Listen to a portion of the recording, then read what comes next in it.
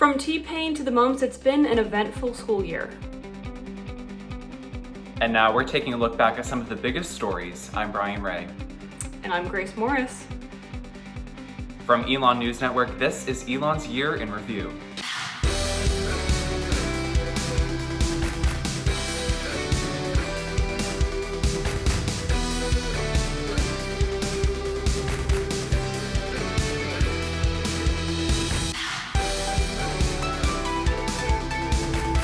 Hello everybody and welcome to the special edition of Elon Local News. I'm coming to you live from Massachusetts. And welcome to Western North Carolina. Now, even though it may seem like years ago, 8 months ago, life was normal. We had classes, social gatherings, and organizations where we could socialize with others. But for 7 residents of Mill Point 120, their life came to a crashing halt after a large party led to partial floor collapse on September 1st. Now, the floor sunk 3 inches and left cracks in the ceiling in the apartment below. And after the top floor was filled beyond capacity with over 100 partygoers. The 7 students were then relocated to the Colonnades neighborhood during the 6-week repair period. And after an investigation of the structure by physical plant and the fire marshal, it was determined that the other residents of the building were in no danger and they were allowed to stay put. Hundreds of alumni from across the country return to campus every year for homecoming festivities. But this year's homecoming performer made it extra memorable. Our Ellis Chandler has more. Students were initially excited when Elon's Student Union Board announced that rapper T-Pain would be performing in Schar Center for homecoming. This year marked the first time that students would pay for tickets, and it did not come with many complaints. He was one of my favorite artists with Chris Brown, like way back when. Throwbacks are going to be legendary, and it's going to be an all-around amazing time. I can feel it. I think that's a steal because $10 is like a really great price for a concert. The rapper initially canceled his tour due to low ticket sales, but still performed for the Elon community. He rocked the house with both his performance and some controversial comments on a 3-hour Twitch livestream titled, Bored AF and Elon, whatever the hell that is. Let's play some games, I guess, if the Wi-Fi lets me. And Elon got all up in arms about it. And I don't know, man. It was weird. T-Pain later clarified in an Instagram live story later that weekend that he thought Elon was a pretty cool place and went on to discuss the wealth of the people he ran into. Also during the Instagram Live, T-Pain said the fire marshal restricted the amount of people allowed in the Schar Center, limitations that Elon Fire Chief Alva Sizemore denies. They could have filled it up. That was just the people on the floor that it was limited to. Looked like to me, if I had to guess, it was maybe 300, maybe 400 total there. So they didn't even meet the quota of the 600 on the gym floor. With a recap of T-Pain's visit to Elon, I'm Ellis Chandler. Well, Grace, I don't know about you, but I was there. What were your thoughts on the performance? So I actually didn't go to the performance. I decided to sort of skip out on that homecoming concert. And so I actually didn't get to go. So I was one of those people that heard about everything afterwards. So what was it like being there? Yeah, I was there and I was actually able to get right on the floor, which I've never done at any concert ever, let alone at Elon. So that was pretty cool. But I don't know, it didn't feel super packed, at least at the beginning, but you know, it was fun while it lasted. But you know, I gotta say those comments kind of put a damper on it for me. Yeah, I agree. Even having not going, it was very interesting to see, you know, his reactions to the Elon students. But you know, I'm not sure we've had a more memorable homecoming performer other than T-Pain. I know, any others that stick out to you over your 4 years? I remember John Bellion coming. I'm a big John Bellion fan, so I really enjoyed his performance. I know Matt and Kim came my freshman year. And then, of course, there's the classic, you know, Sean Kingston and Jesse McCartney. I mean, my 13-year-old dreams came true that night, essentially. Oh, love it. I know I didn't make it to the Sean Kingston, Jesse McCartney one. Sat that one out, but I was at John Bellion. But I remember that one, it was outside and raining, just not a good time. It was very cold, but, you know, memorable nonetheless. Very true. The town of Elon police are still looking for suspects who recently tore down a menorah outside of the Elon Chabad. Now take a look at this home surveillance video showing the incident at 10:16 p.m. on May 12th. In the video, you can see a vehicle pull up in front of the home where one individual then gets out and pulls down the menorah. Now, anyone with information is asked to call town police at 336-584-1301. This isn't the first hate crime against the Elon Chabad this school year. Police are still investigating the shooting outside Elon Chabad's off-campus house from early October. The incident occurred while students were at the house participating in services marking the end of Yom Kippur. Rabbi Mendy Minkovich of Elon Chabad declined to share any updates on the investigation and says he was advised by police not to. But he says he has been in constant contact with multiple law enforcement agencies in North Carolina and national anti-terrorism task forces. Minkovich says that Elon Chabad has increased security on their property after the incident, and while he says the investigation and security are important, he also urges the Jewish community at Elon to come together and control the narrative. We are not the problems. We are not the attacks. The attacks happen to us, but then we move on. We don't remain forever victims, and we don't remain forever, victimized, because once you start seeing yourself through those eyes, it's hard to come out of that.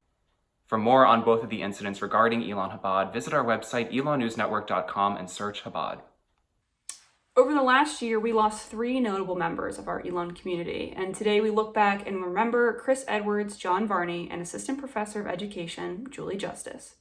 Known by his friends as the mayor of Elon, Chris Edwards' class of 2018 was well known in the Elon community. Edwards was killed at the age of 24 in Georgia on August 22, 2019, along with his 20-year-old sister Erin and 58-year-old mother in an apparent murder-suicide. Edwards' mother shot both of her children before committing suicide. Edwards was active in student media while at Elon, including One-on-One Sports, WSOE 89.3, and Elon Phoenix Weekly. Associate Professor of Journalism Tom Nelson, a mentor of Edwards while he was at Elon, remembers Edwards as someone who did whatever he could to help others. I always liked that Chris didn't try to dominate people, that Chris didn't play that one-upmanship game. He was always looking for ways to compromise, to bring people together. I thought that was a very decent quality on his part.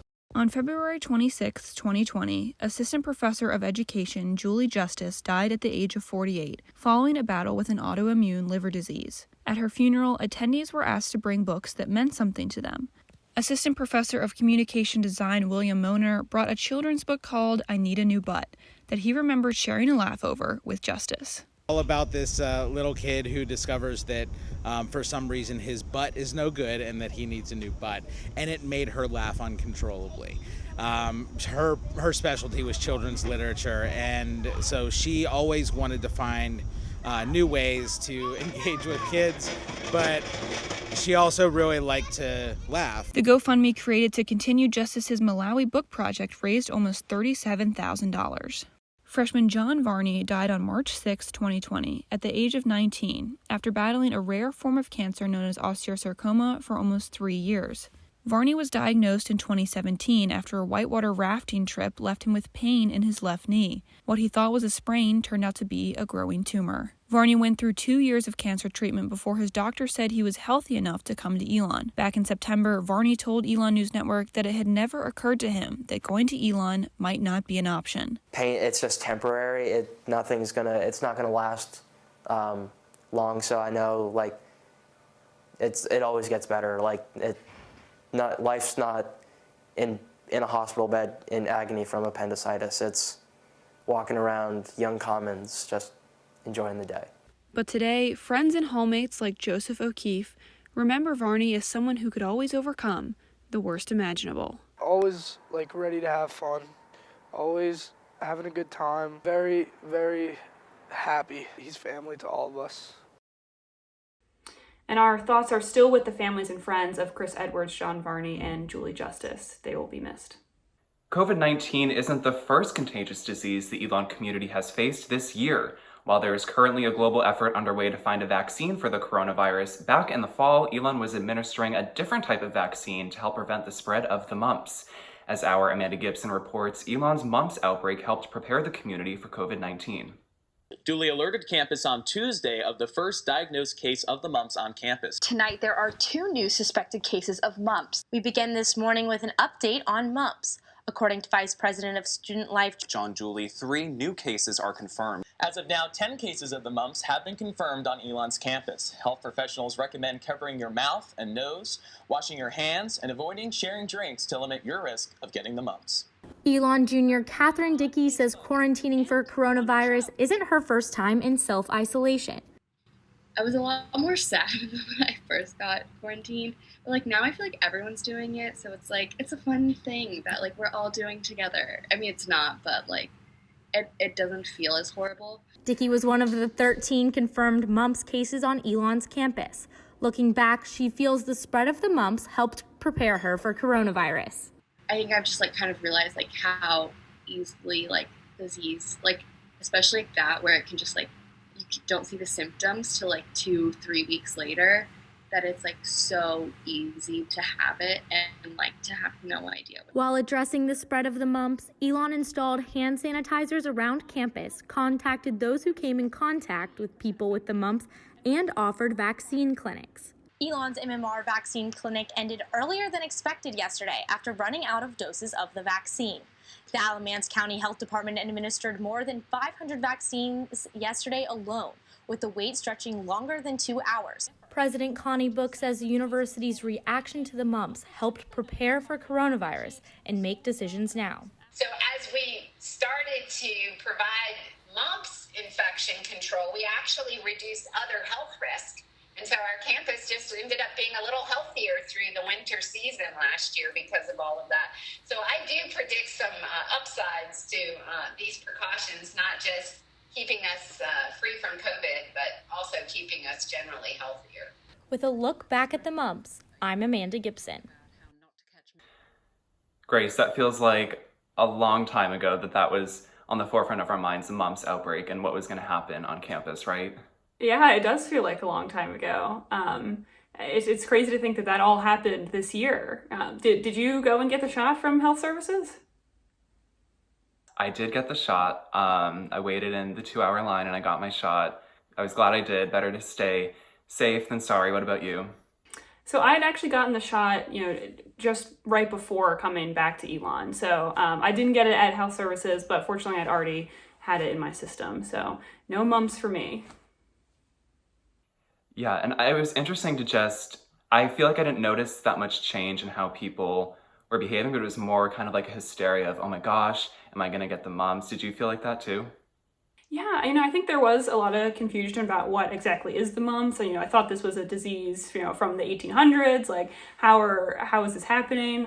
But yeah, I think, once people started to understand, that's when things started to calm down a little bit.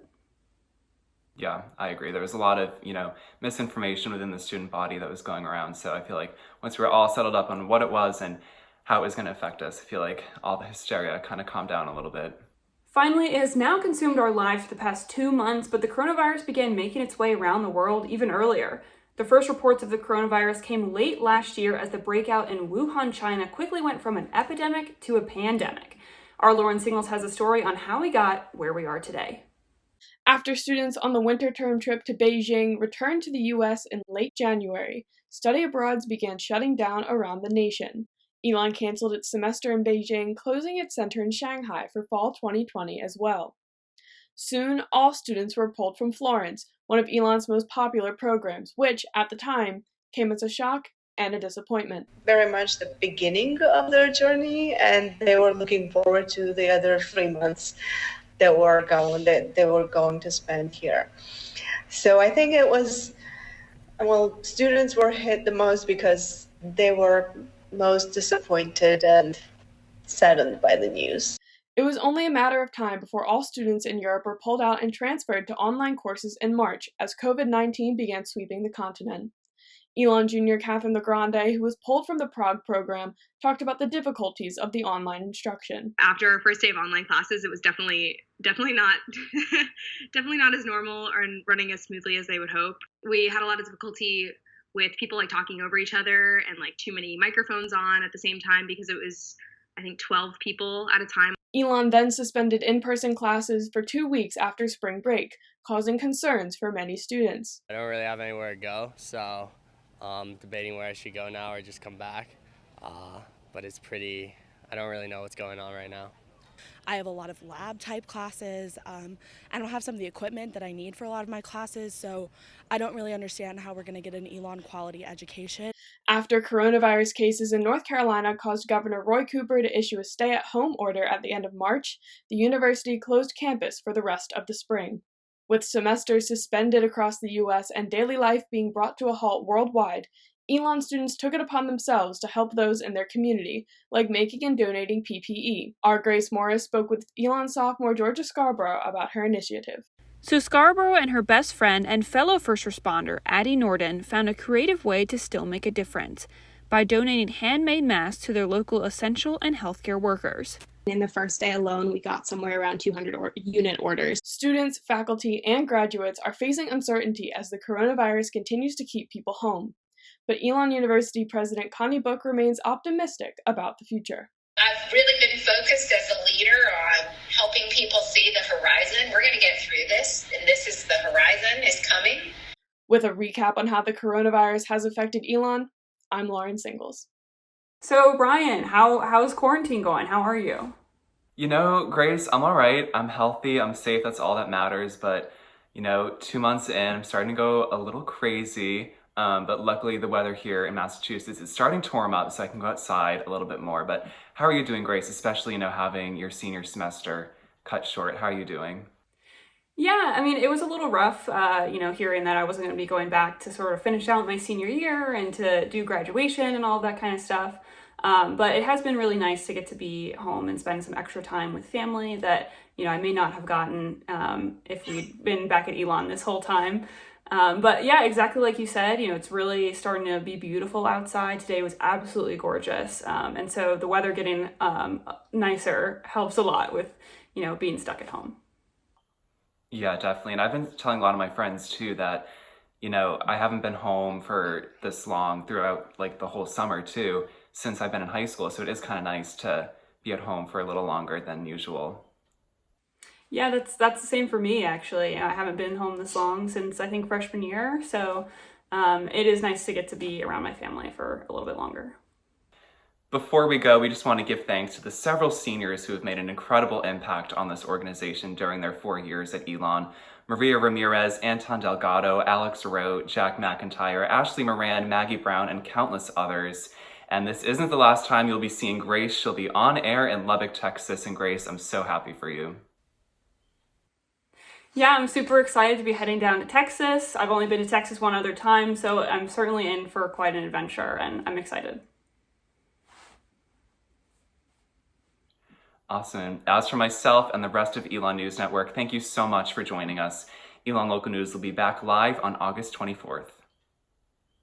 Until then, the conversations continue online anytime at elonnewsnetwork.com and on all our social platforms at Elon News Network. And a big shout out to all the Elon seniors graduating. ENN wishes you the best of luck in the future. I'm Brian Ray. And for the last time, I'm Grace Morris. Have a great summer, Elon.